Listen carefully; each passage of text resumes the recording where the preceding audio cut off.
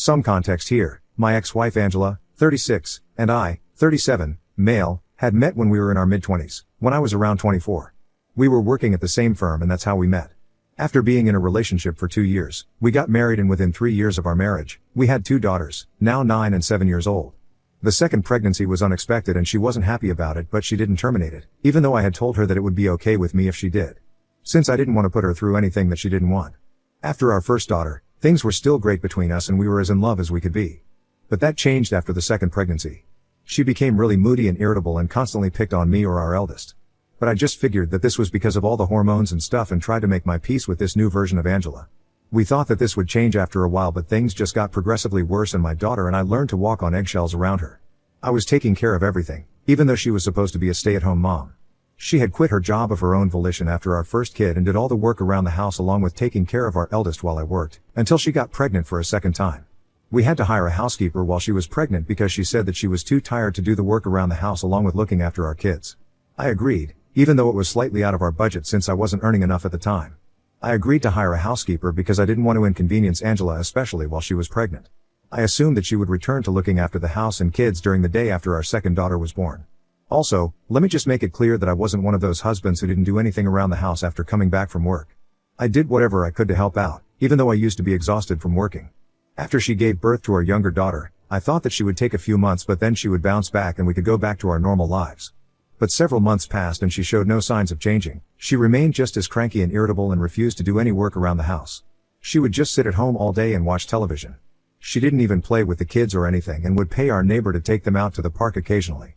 I don't mean to sound resentful, but I did feel that way because I was slogging at work, day and night. And she wouldn't even do the bare minimum at home. It was also proving quite expensive for me to pay for a housekeeper to do all the cooking, cleaning, and other miscellaneous household chores. I had to take care of all the other expenses as well and I wanted to save money for our daughter's future too. That was becoming almost impossible because Angela refused to help me out in any way. So after almost 6 months since our younger daughter's birth, I decided that we couldn't go on like this and I had to talk to Angela. I knew that this was going to be a difficult discussion, so I asked my parents to watch our daughters for one day and they agreed. That day, I sat Angela down and I told her that I knew she was tired after 2 pregnancies but I needed her to help me out here and work with me.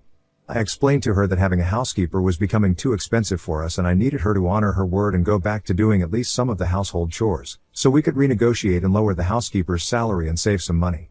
She was opposed to the idea and said no to it instantly because she said that she was too busy watching the kids do any of the work around the house and that I should start earning more instead of making up excuses and blaming her for my financial condition. I tried to tell her that I was doing my best already, but she had to do her best as well if we wanted to make this marriage work. I also brought up how she wasn't really looking after the kids. Because as far as I knew, she would just let them watch television with her and they would sit with her for hours while she watched tacky reality TV. This is what the housekeeper had once mentioned to me conversationally. I soon realized that bringing that up was a huge mistake because she flared up and accused me of spying on her through the housekeeper. She went on a tirade against me after that and said that she was not going to stand this anymore, that she was done being pushed around by me and being forced to do all the work while I did nothing except sit at a desk for a few hours every day. She then told me that this was my fault, that I couldn't afford to have a housekeeper and that it was a shame that I had to beg her to help me out since I was supposed to be the man of the house. It was all really illogical and she was just grasping at straws to somehow make it seem like there was nothing wrong with her not doing anything all day. And I was the crazy one for expecting her to actually contribute and pull her weight around the house. We ended up getting into a massive fight and she called me a loser who couldn't afford to be with a woman like her anyway. And I retaliated by calling her a lazy cow who had already failed at being a good mother, given how scared our eldest daughter was of her, and now she was failing at being a wife as well. That remark really got to her and she shoved me really hard. I lost my balance and fell back on the coffee table very hard, shattering the glass and hurting myself. I had to be rushed to the ER and she kept apologizing to me and crying throughout. Luckily it was just my back that was hurt and it was all just surface level injuries, but I could have seriously hurt myself and I didn't trust Angela anymore. I told her that she had to move out because I didn't trust her around kids since there was no telling when she might lose her temper around them and end up hurting them as well. I told my parents to take care of our daughters until Angela was there, and for a week, she kept protesting and said that she would never let this happen again, but I just didn't trust her anymore. I almost filed for a divorce, but she begged me to give her a chance, and by the end of the week, we had come to the conclusion that she was going to go live with her parents for some time and undergo therapy.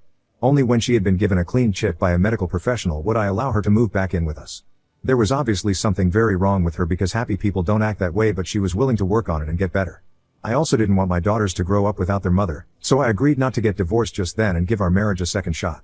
We were also getting marriage counseling while we were living separately, but eventually, it all turned out to be useless because she ended up cheating on me. My parents had moved in with me to help out with my daughters while Angela was living with her parents. We went to marriage counseling sessions weekly and things seemed to be getting better for a while. I was also in touch with her therapist who told me that she had been suffering from postpartum depression, but she was getting better. One of her symptoms had been intense anger issues, which she didn't have before. But it got way out of control when she shoved me, and that was a wake-up call for both of us. This went on for almost a year, and around the 6-month mark, I even allowed her to visit our daughters under my supervision. She was slowly becoming her old self again, and I was glad to see that. It finally felt like our situation was improving and we could actually make it work. But then all of a sudden, she stopped coming to our counseling sessions without any explanation. She also stopped responding to me, but I knew that she was making progress since her therapist kept me updated. It didn't make sense to me, and for weeks, I kept trying to talk to her, but she would just blow me off and say that she wanted some time to herself. Finally, after almost 3 months of her avoiding me, I decided to pay her a visit to her parents' place. I hadn't done that earlier because her parents didn't like me and blamed me because they believed that I was the one who had driven their daughter crazy and made her act out like that. So she had told me that it would be better if I didn't visit her while she was living with them, since that would just lead to a lot of drama, and that's definitely the last thing that we needed. But I broke that rule and visited them anyway, since she had been acting distant and blowing off counseling sessions. Even when she would show up occasionally, she would seem uninterested, and I just couldn't make sense of it. When I tried to talk to her in person, on the phone, or even on text, she would tell me that it was all fine. But I could make out from her behavior that there was certainly something that she was hiding from me. The day that I showed up at her parents' house, I expected her to be at home, but she wasn't there. When I asked her parents where she was, they told me that they weren't allowed to tell me and slammed the door shut on my face. I could tell that they were enjoying this, and I had a bad feeling about it, so I decided to call Angela while standing in front of her parents' house. I tried calling her several times, but she didn't pick up, and I was getting more and more paranoid by the second, so I decided to sneak around the house and somehow get inside by myself. I went around to the backyard because I knew that her parents usually kept the kitchen door open, but I didn't even need to go that far because I spotted Angela sitting on the swing that her parents had in their backyard. The bad news was that she was sitting with her back to me because he was making out with a man that I didn't recognize. It's been a long time since I saw them, but it's imprinted in my brain. Because it was the most horrible moment of my life, and I haven't been able to forget it even today. The guy that she was making out with drew back as soon as he saw me, and by the time Angela turned around, I had already started walking back to my car. She caught up with me and tried to stop me, but I wasn't hearing anything that she was saying because I was in shock. She tried to grab me, but I shook her off and told her not to touch me, so she didn't, and I went back to my car and started driving back home. I blocked her everywhere as soon as I got home so she wouldn't have a chance to explain, and told my parents that I wanted them to look for a lawyer for me and informed them of what I had just witnessed when I visited Angela's parents' house. I didn't see her or hear from her until we had to meet with the court-appointed mediator for our divorce settlement. I had pretty much turned into a robot by that point and was just functioning for the sake of my daughters, but I had completely shut down emotionally. I didn't feel anything even when I found out that Angela was terminating her parental rights because she had made up her mind that she didn't want to be with us anymore. That she wanted to be with the guy, let's call him Sean, that I saw her with the other day. He was her childhood friend, and while they had grown apart after high school ended, they had reconnected when she moved back in with her parents, and she had apparently fallen in love with him. Her parents also supported this, which is probably why they had been right about her making out with him in their backyard despite being a married woman with 2 kids. Apparently, they had always wanted her to end up with Sean, and they were happy that Angela was finally choosing herself and her own happiness, as if she had ever been capable of doing anything other than that. The divorce was a long process because even though she had been cheating on me, she still wanted to qualify for alimony. It took us a while, but my lawyer and I fought hard and made sure that she didn't get anything in the divorce because it was all rightfully mine, since I had been the one paying for everything for so long while she did nothing but watch television at home. It has been 5 years since the divorce finally came through, and we succeeded in our goal to make sure that she walked away with nothing. The months in which I was dealing with the divorce were some of the hardest times for me, but I knew that I couldn't break because I had to look after my daughter since they had nobody except for me. My parents were obviously really helpful and supportive, and I can't ever thank them enough for being there for me throughout, while I juggle work and taking care of my kids. It has been 5 years since, and even though back then, the divorce seemed like the worst thing that could possibly happen to me, I'm thankful for it now. Because I don't think I would have been in the place that I am today had it not been for my decision to leave Angela. Life has really treated me well since then, and I'm in a much better place now in every respect. We have since moved into a bigger house because I get paid better now and I don't have to spend money on anyone apart from myself and my daughters. My parents live close by and drop in from time to time as well. I have friends who love me, and my daughters are as happy as can be. That's all that a man needs, and I'm so thankful to the universe that it's all going well for me now. Or it was until Angela showed up again a few days ago. The kids were at school and I was just about to leave for work when I opened the door. The doorbell rang and Angela was standing outside, with a boy beside her. The boy couldn't have been older than 3 or 4 years old, and I knew that this had to be Angela's son. I was taken by surprise when I saw her standing outside my door and was still trying to process it when she started crying and said that she was here to apologize and make things right with me. She told me that she was finally ready to be a family again and give our marriage another chance. I couldn't believe that she was back here after all these years and now, she wanted to give our marriage another chance, like it was up to her to make that decision. Within a split second, I made up my mind and decided to shut the door and turn her away because I didn't want to get into whatever this was. But before that, I told her that this was not her family anymore. I had stopped being her husband the day she cheated on me with Sean. The divorce was just a legal obligation. And she herself had given up custody of her daughters, so now, she had no right to refer to us as her family. After I said that, I shut the door and told her to go away because I didn't want her anywhere near my property. I would have cursed her out as well because I was really angry, but I refrained from doing that because of the little boy.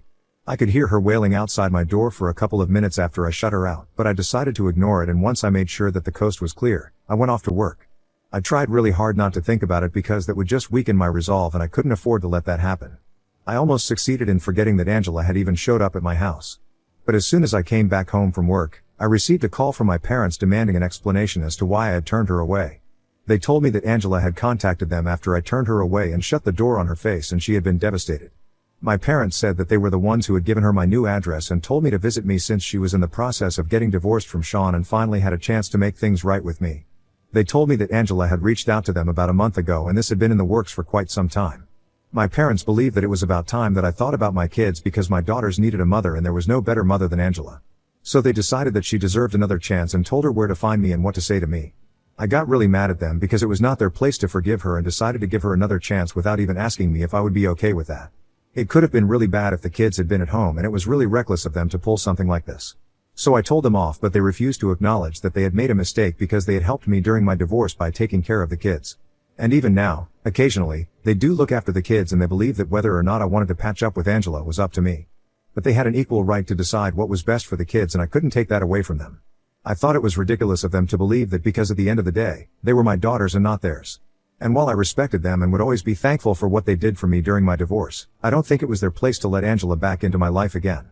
We got into a bit of a fight, but they told me that I was the one who was out of line here and was being selfish by not giving Angela another chance. They told me that they had done their due diligence and were sure that she was a different woman now and deserved to be a part of my daughters' lives, even when I reminded them that she had signed her rights away. They said that it was insulting that I believed they would put my daughters or me in harm's way and accused me of ruining their lives by being too arrogant to accept that they needed their mother. It's been a few days now and I don't think I was out of line or selfish because I've thought about this a lot. Ida for not giving my ex-wife a second chance at being a mother?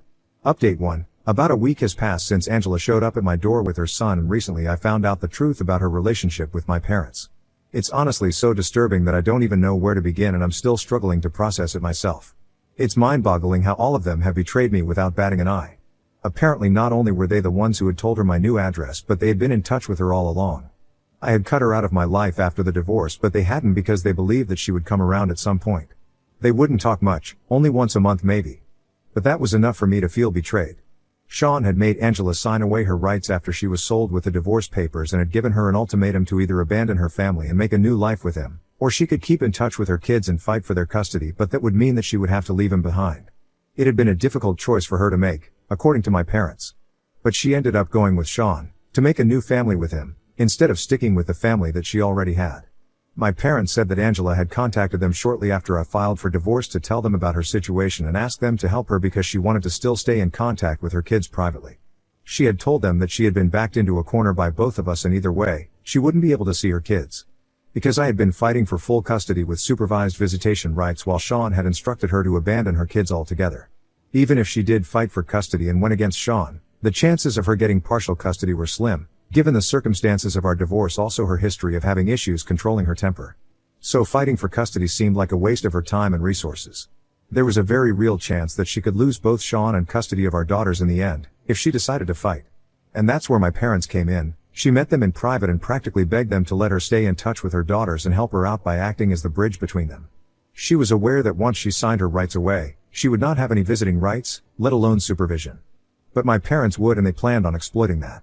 They successfully did so and fooled me for ages by going behind my back to allow Angela to meet our daughters. And they did so because Angela's situation struck a chord with them and they realized that they couldn't, in good conscience, keep a mother apart from her kids. Stabbing their own son in the back for years, however, didn't hurt their conscience one bit. They told me that whenever I would drop our kids off at their house, they would invite Angela over and let her spend time with them. My kids never told me that they were meeting their mom because my parents would bribe them with toys and candy, so they would keep their mouths shut about this.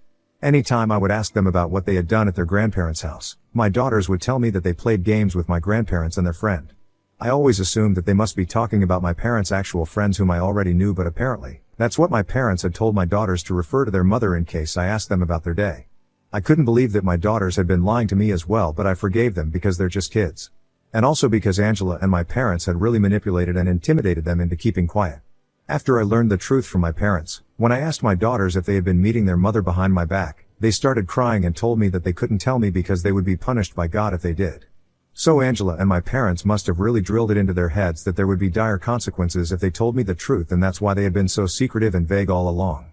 I also felt like a terrible father for never asking my daughters which friends of my parents they were spending time with, because it just as easily could have been someone else. Someone more dangerous than Angela, and I never would have found out. But I'm going to put an end to it now since I'm getting a restraining order against all of them. I already have written proof of this, since my parents sent an email to me to tell me the truth, a couple of days after my fight with them. They had believed that the email was going to make me realize how desperate Angela was to remain a mother to her daughters, without losing the alleged love of her life. And that would somehow make me forgive everyone involved, but all that it did was make me realize that everyone here was a nasty little liar and I couldn't trust anybody anymore. It's also ironic how Angela signed away her parental rights and had to resort to meeting our kids in secret like it was a crime. All because Sean didn't want her to have any contact with her previous family. And he was supposed to be her one true love, but now, even they were getting divorced, and all that turned out to be for nothing. They even had a son together, but according to my parents, Sean wanted nothing to do with her or his kid now because he had received a job offer and was moving away in a couple of months. Angela had started working again recently and their son had started kindergarten here, so she didn't want to move with him, which is why they had been fighting for a long time. It had finally all come to a head 3 months ago when Sean told her that he was done and he was taking that job and moving out. He didn't have any interest in being a family man anymore because it clearly meant that he would have to sacrifice his own future and happiness just to make her happy, and he wasn't ready to do that. This was all meant to make me feel sorry for Angela, but the only purpose that it served was making me feel like justice had finally been served. I have already spoken to my lawyer and the petition for the restraining orders has been filed. My daughters and I have also had a proper discussion about all of this, and I have told them that moving forward, they will never be seeing their grandparents or their mother again. And they seem to be okay with it for now, but we are still going to go to therapy and try to work things out. Because I'm sure that this is going to be difficult for them and probably has been quite difficult for them for the past 5 years. But this all ends now. Update 2. Hey, guys. Thank you so much for all the concern and support here. I'm really grateful that so many people have been sending lovely messages and blessings to my daughters. My parents and Angela have been served with restraining orders and are supposed to appear in court in a few days. I don't know how they feel about any of this because I have blocked them on every possible platform and have also told my friends not to speak to them in case they contact them. I have also amped up the security around my house and have been working from home for a couple of days. I had spoken to my daughter's school authorities and told them about the situation, too. Initially, I didn't intend on letting them go to school for a few days, but I didn't want their education to suffer because of Angel and my parents. So now teachers are supposed to keep an eye on them and not let anyone apart from me pick them up after school. I'm doing everything in my power to make sure that they can't get to us because I'm sure that they will try. So far it's been good, and I'm hoping that after we get that restraining order, they still continue to stay away. Update 3. Hi. So this is going to be a really short update, but we got that restraining order, and for the next 5 years, all 3 of those maniacs are going to have to keep their distance from me and my daughters. Unless they want to face terrible consequences, obviously. I'm still keeping all the security measures that I took in place for a while because the last I saw them, they looked really pissed and I don't want to risk anything. My daughters and I are attending regular family counseling sessions, and I think that we are going to make a lot of progress in the coming few months. We have already made considerable progress. Honestly, all I want now is for my daughters to be happy, and that's it. So please keep sending us your best wishes, we need it.